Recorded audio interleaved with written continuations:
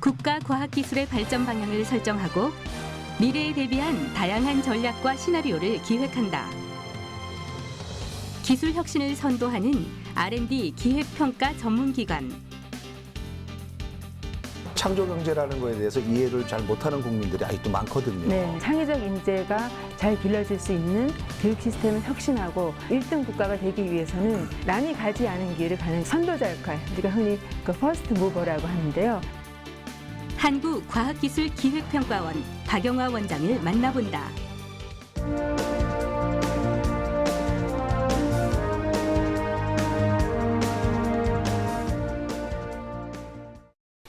네, 과학기술을 얘기할 때 꼭 등장하는 단어가 R&D입니다. 우리말로는 연구개발인데요.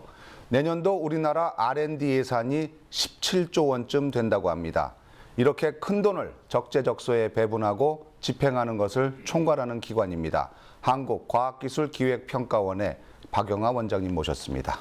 원장님 안녕하십니까? 안녕하세요. 연말이라 바쁘실 텐데 이렇게 나와주셔서 고맙습니다. 네, 이렇게 초대해 주셔서 감사합니다. 예, 취임하신 지 이제 얼마 되셨죠? 이제 한 2달 반 했습니다. 네. 많이 바쁘실 텐데 네. 어떻습니까? 그 국회의원 하시다가 다시 이렇게 기관장으로 네. 오셨는데 느낌이 어떠세요?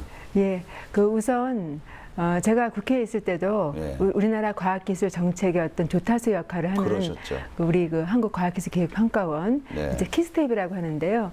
굉장히 중요하다고 생각했었는데 정말 들어와서 다시 살펴보니까 예.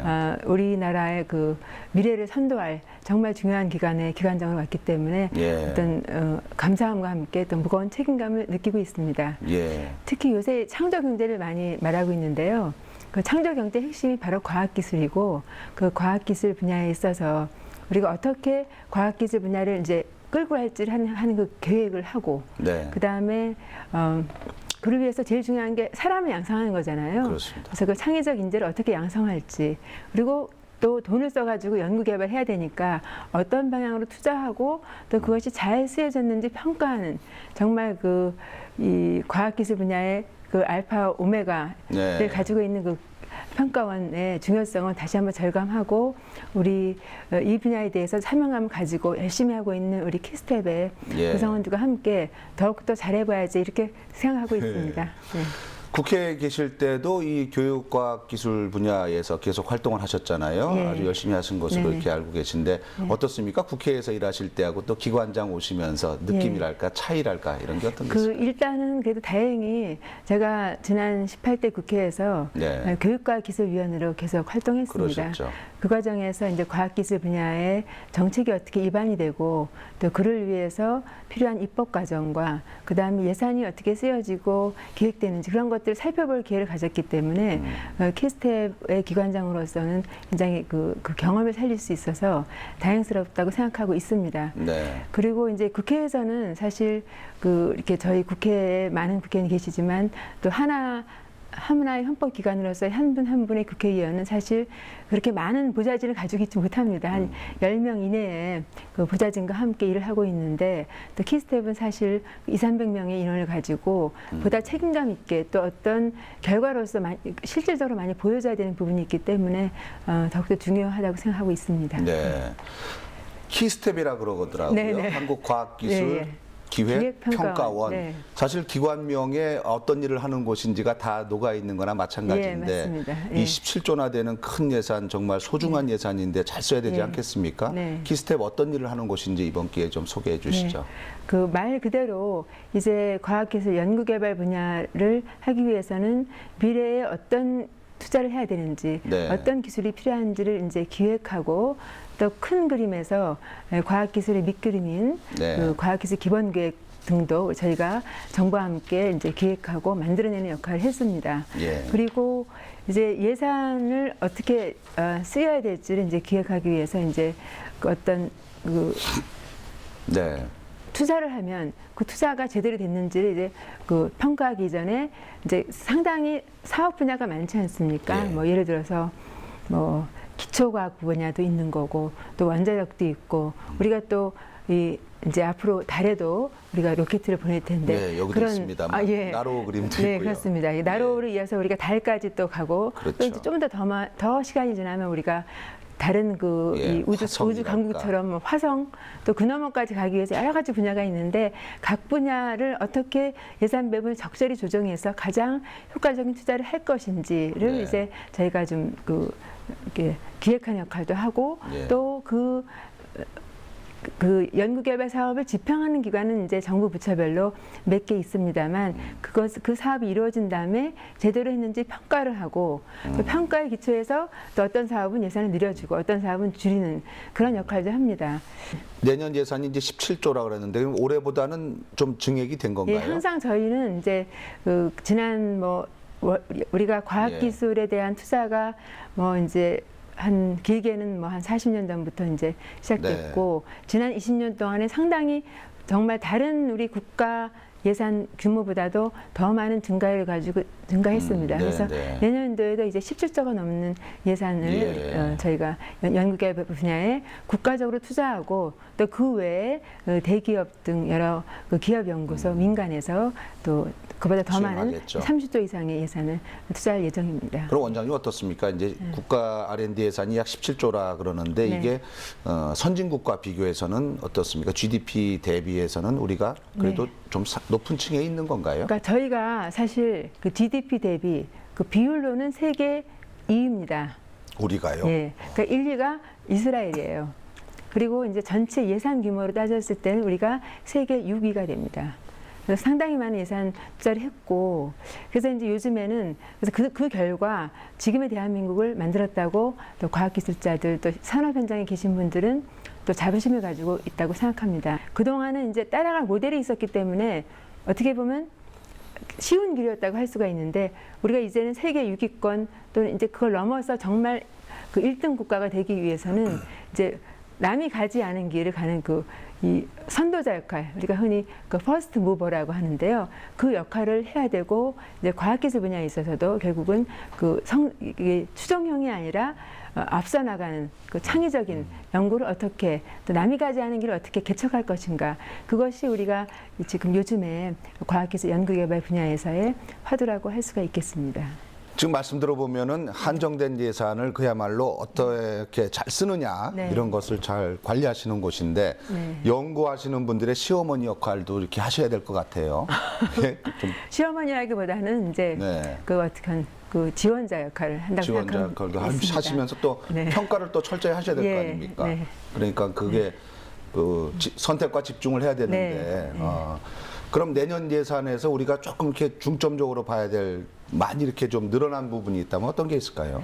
근데 기초연구 부분은 저희가 아직도 선진국에서 많이 부족하기 때문에 우리 앞으로 박근혜 정부 5년 동안 현재 정부 정부 전체 연구개발 예산의 35%에서 이제 향후 5년간 40%까지 늘릴 계획으로 있습니다. 그리고 이제 창조경제 실현을 위해서 그를 위한 창조경제 R&D 부분이 또 가장 크다고 할 수가 있겠습니다. 그리고 이제 우리 국가 전략적으로 방금 말씀드렸듯이 이제 나로호에 이어서 우리가 그건 이제 선진국의 도움을 좀 받았지 않습니까? 러시아의 도움을. 이제 우리가 스스로 한국형 발사체를 개발해서 이제 스스로의 힘으로 로켓을 쏘아 올리는 그러한 것들, 그리고 달에 우리가 로켓을 보내는 그러한 우주 분야의 또 계획이 또 큰 축을 차지할 수 있다고 하겠습니다. 이 미래창조과학부가 생기면서 이제 1차관이 계시고 2차관이 계신데 이제 ICT 쪽이 중점적으로 되다 보니까 일각에서는 그럼 지금 말씀하신 좀 기초과학이라든가 이 대동연구단지 쪽이 조금 소홀해지는 거 아니냐는 그런 우려들도 있거든요. 근데 그런 것들도 많이 이렇게 반영이 돼 있는 거죠. 어떻습니까? 예. 그리고 저희가 이제 항상 일이 더 중요하지 않습니까? 그래서 이제 과학기술 분야가 다행히 이제 1차관입니다. 그렇죠. 그리고 이제 우리 창조경제 실현을 위해서 가장 중요한 것은 결국 과학기술이 기반이 돼서 ICT와 융합해가지고 새로운 일자리, 새로운 먹거리를 만들어가기 때문에 저희가 기대하는 바는 이 과학기술 분야와 또 정보통신 분야가 서로 상생해가지고 좋은 창조경제의 결과물을 만들어낼 것을 기대하고 있고 또 그 부분에 있어서도 키스텝이 또 많은 역할을 할 것으로 생각하고 있습니다. 이 키스텝에서 그러면 중점적으로 이렇게 보시는 그런 부분이 있을 거 아닙니까? 네. 그동안의 연구 성과라든가 예, 그 예. 주요 성과 같은 게 있다면 네. 어떤 게 있을까요?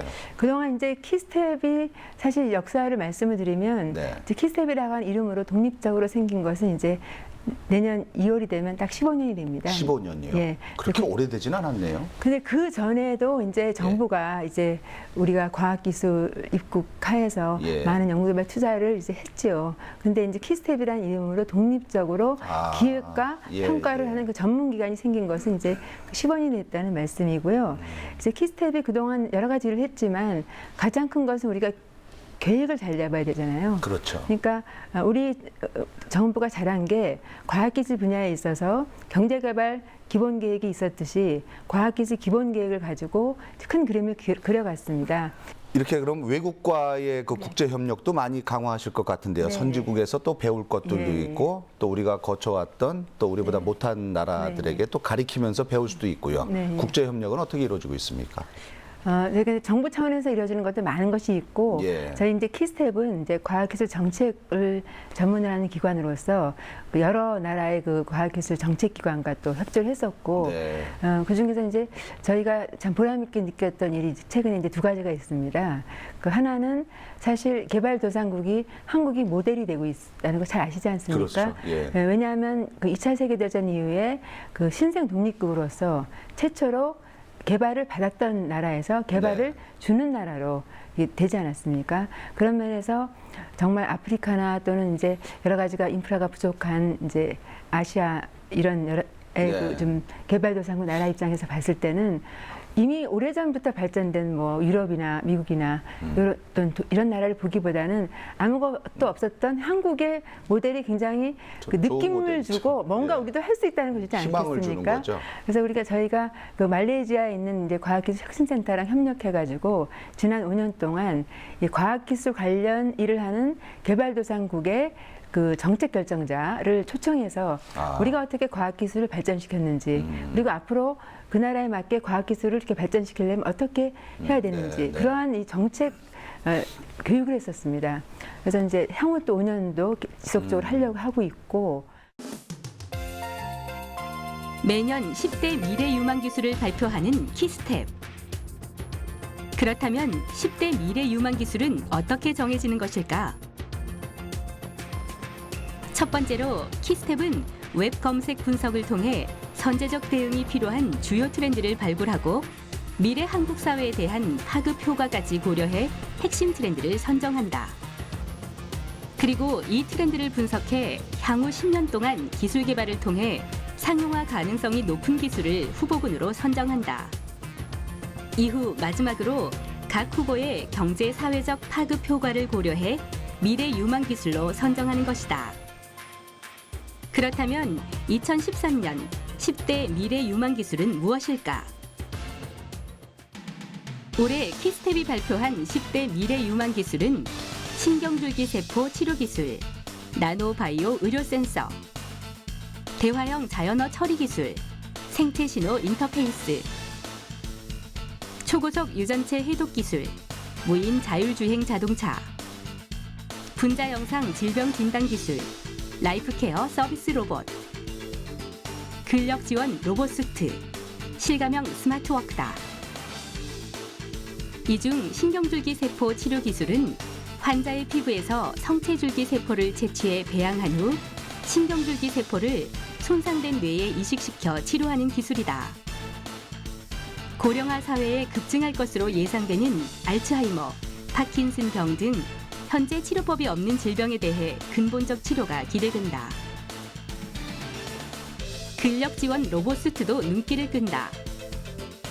신체 골격과 비슷하게 생긴 로봇 수트를 고령자나 장애인이 착용한다. 그리고 착용자의 근육에 들어오는 신경의 정기적 신호를 순간적으로 감지해 수트가 작동한다. 약한 고령자나 장애인의 활동 영역을 확대시켜주는 기술이다. 가장 빠르게 다가올 것으로 예상되는 기술은 무인 자율주행 자동차다. 운전자 없이 센서, 카메라와 같은 장애물 인식 장치와 GPS 모듈이 도로 환경에 맞춰진다. 그리고 자동차 스스로 제어 기능을 갖고 목적지까지 주행하는 기술이다. 이는 일반용뿐 아니라 고령자, 장애인, 산업용까지 광범위한 분야에서 활용될 기술로 주목을 받고 있다. 2013년도 10대 유망 기술은 향후 기술의 발전이 고령 사회로 진입하고 있는 우리나라를 위해 구체적으로 어떻게 기여할 수 있는지 찾아내기 위한 과정으로 보여질 수 있다. 이렇듯 예측하고 과학기술이 기여할 수 있는 방안을 적극적으로 모색한다는 점이 과학기술 발전의 핵심 역할을 하고 있는 것이다.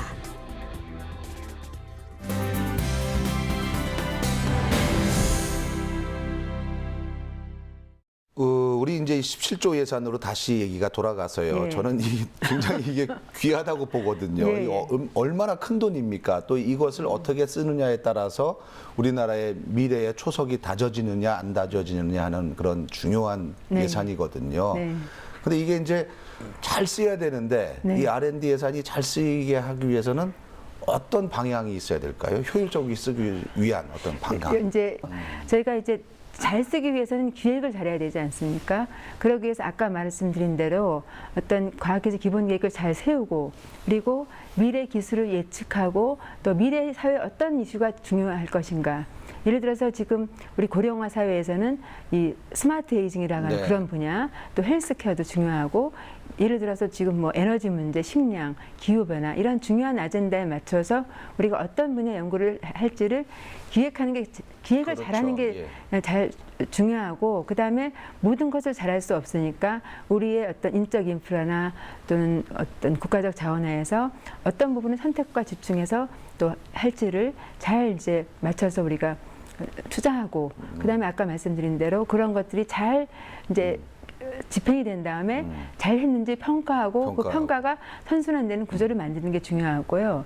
또 지금은 가장 중요한 게 일자리가 제일 중요하지 않습니까? 일자리, 그 청년 실업자들 문제 심각하죠. 예. 네, 그래서 이제 과학기술의 지식이 만들어진 다음에 그것들이 창업으로 연결되고 그 창업이 된 다음에 거기서부터 이제 좀 신산업이 만들어져 가지고 커져서 또 새로운 일자리도 만들고 하는 그러면서 경제 성장을 일으키고 그럼 경제 성장한 그 부가가치 가지고 다시 또 연구개발하는 어떤 과학기술 혁신의 어떤 선순환 주기를 만드는 것이 앞으로 연구개발 투자에 있어서 중요한 부분 중에 하나가 되고 또 우리가 말로만 산학연 했는데 지금처럼 창업이 중요한 이때에 더 중요하겠죠. 그래서 산학연을 말 그대로 개방형으로 해서 혁신할 수 있는 활성화할 수 있는 이런 방안을 찾는 그런 R&D가 중요할 것 같습니다. 지금 근데 창조경제 하는데 창조경제 시대에는 과학기술 추진계획도 좀 거기에 맞춰줘야 된다는 생각이 있는데 네. 사실 창조경제라는 거에 대해서 이해를 잘 못하는 국민들이 아직도 많거든요. 네네. 이런 걸 어떻게 접목시킬 수가 있을까요? 그러니까 아까 말씀드린 대로 이제 지난 그 여름에 네. 완성된 3차 과학기술 기본계획에도 창조 경제를 어떻게 실현해야 될지 큰 그림이 나와 있고 그중에 제가 이제 이 자리를 빌어서 꼭 말씀드리고 싶은 게 가장 중요한 건 사람입니다. 그래서 창조 경제에 있어서도 어떤 창의적 인재가 잘 길러줄 수 있는 교육 시스템을 혁신하고 그 사람들이 나가서 내가 과학기술을 가지고 정말 좋은 일을 해서 나 자신도 행복해지고 나 스스로도 발전하고 또 국가가 발전할 수 있다는 그러한 어떤 도전 정신 그리고 기업가 정신을 불러일으키는 것들이 창조경제 실현을 위해서 중요하다고 생각합니다. 네. 그 얼마 전에 키스텝에서 그런 자료를 발표하신 걸 제가 봤는데 2022년까지 이 과학기술 분야의 박사급 인력이 12,000명이나 부족하다고요. 네네. 그렇게 많이 모자릅니까? 근데 이제 지금 이제 석사급은 사실은 이제 좀 과잉 공급이 되고 있는데 이 박사급은 석사 끝나면 이제 박사로들 이행해 가지 않나요? 다 가는 건 아니지만. 그렇죠. 이제 많은 사람들이 이제 산업계로 나가죠. 근데 우리가 박사급의 인력이 부족하고 특히 질적인 부분에 있어서 우리가 재고가 많이 필요할 것 같습니다. 그래서 이제 우리가 과학기술 분야의 새로운 일자리들이 이제 앞으로 창출돼야 되고 특히 앞으로 중요한 것은 이제 해외에서 우리나라 그 한국인 출신 과학기술자도 그렇지만 해외에 많은 인재들이 와서 한국에 가면 나 좋은 연구개발 할 수 있고 그걸 통해서 좋은 성과를 낼 수 있다는 그러한 이 바람을 일으키는 게 굉장히 중요할 것 같아요. 그렇죠. 그런 게 또 담보가 돼야 돌아오죠. 그래서 아직까지는 이제 단발적으로 과학기술 분야 인재들이 왔지만 이제 그런 해외에 한국인이든 아니면 정말 세계의 모든 인재들이 모여서 연구 개발을 하고 또 교육하고 그를 통해서 새로운 과학기술 지식을 만들고 새로운 산업을 일으킬 수 있는 그러한 기반을 만드는 것이 앞으로 인재 양성 부분에 있어서도 가장 중요한 화두가 될 것 같습니다. 네, 결국 창조 경제가 됐건 또 무슨 어떤 발전적인 무슨 일을 하려고 하더라도 결국 사람이 있어야 되는데 참 창의적인 인재 양성이 말도 어렵고 네. 이게 과연 어떻게 해야 될지에 대한 고민들이 많거든요. 예, 저도 뭐 사실은 뭐 대학에서 오랫동안 가르쳤었고 예. 그 교육이 또 제 자녀를 또 키우면서도 예. 교육이 가장 중요한데 가장 중요한 것은 이제 정부 정책 측면에서는 일관성이 굉장히 중요한 것 같습니다. 그렇죠, 예. 그리고 또 자율, 그다음에 또 결국 가르치기 위해서는 교수가 가장 중요한데 그 부분에 있어서 좀 전향적인 전환을 할 그래야 때가 될 된 것 것 같습니다. 같아요. 예. 결국은 사람이 없으면은 무슨 연구를 하고 그러는데 아니 제가 이 자료를 보고 뭐 1,200명도 아니고 12,000명이나 부족하다는 얘기를 들었을 때 네. 과연 그럼 우리의 미래를 어떻게 끌어갈 것인가? 예. 지금까지 과학기술로 우리가 이만큼이라도 먹고 살게 된 거 그런 아니겠습니까? 네. 아, 그래서 이제 저희가 뭐 사실 우리가 강대 구간에 끼어 있다 보니까 예. 예를 들어서 일본의 예를 들면 일본이 우리보다 이제 인구로는 한 3배, 예. 서너 배가 되는데 그렇죠. 이런 과학기술 분야를 비롯해서 전문 분야의 그 어떤 우수한 인력은 10배가 됩니다, 보통. 아, 그게 그러면- 저력이죠. 네. 그리고 또 중국은 뭐 비교가 안 되니까 뭐 이제 거의 100배 가까이 이제 될 상황이니까 예. 그런 면에 있어서는 우리가 이 상대적으로 작은 우리 그 대한민국 인구를 가지고 이제 지금처럼 또 지금 이상으로 세계를 선도하는 그러한 국가가 돼가지고 우리 국민이 행복하기 위해서는 과학기술 분야뿐 키워야 아니라 모든 분야에서 각자가 예. 각자의 전문 영역에서 최선을 다하고 또 최선을 다할 수 있는 그러한 예. 국가 시스템을 만드는 게 중요할 것 같습니다. 네. 키스텝이 하는 그 일 중에 뭐 많은 일들을 하십니다만은 예. 제가 가장 그 감동 깊게 보는 것 중에 하나는 미래 10대 유망 기술. 네, 네. 그 사실 그 굉장히 연구들을 많이 해서 발표하시는 거죠. 예, 예. 예. 그런 건 어떻게 연구하시는 겁니까? 아무래도 전 세계적으로 어떤 산업 부분이 필요할지 미래가 어떻게 될지에 대한 그 광범위한 연구가 있어야 되고 저희가 예. 이제 그 키스텝이 각 나라의 과학기술 동향, 산업 동향 이런 걸 통해 가지고 10대 유망 기술이 이제 하고 있고 예. 최근에는 이제 전략적으로 매해 하나나 두 개의 중요한 그 유망 기술을 뽑아가지고 집중적인 또 연구를 통해서 또 기술 예측을 하고 있습니다. 그런 걸 발표하시면 이제 언론이나 이런 데도 이게 네. 키스텝 발표로 나가지 않습니까? 네네. 그 보신 분들의 이렇게 그 소감이라든가 피드백 같은 것들도 많이 받으시겠어요. 예, 아, 이런 건 참 그렇습니다. 적절한 것 같다. 네네. 아. 그래서 저희가 이제 그런 기술 예측, 미래 유망 기술을 통해 가지고 키스텝이 이런 걸 하고 있구나 이렇게 많은 분한테 또 알려지기도 했습니다.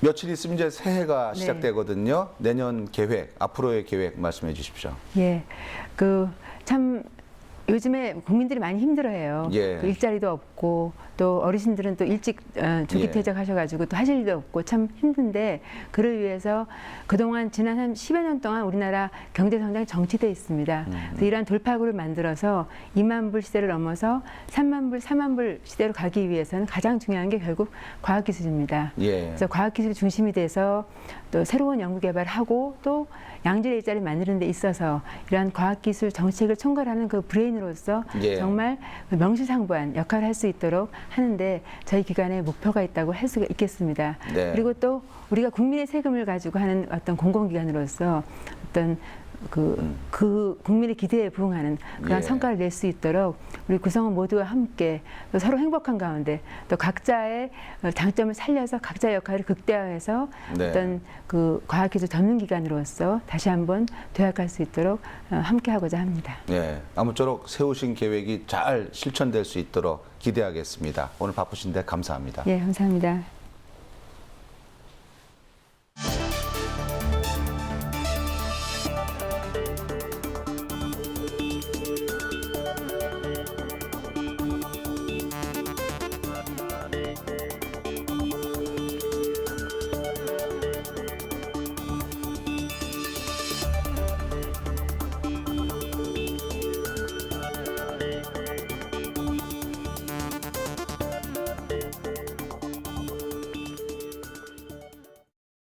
네, 대한민국 성장사에 있어서 과학기술은 가장 중추적인 역할을 담당해 왔습니다. 이 말은 앞으로 우리가 나아가야 할 방향을 일깨워주고 있습니다.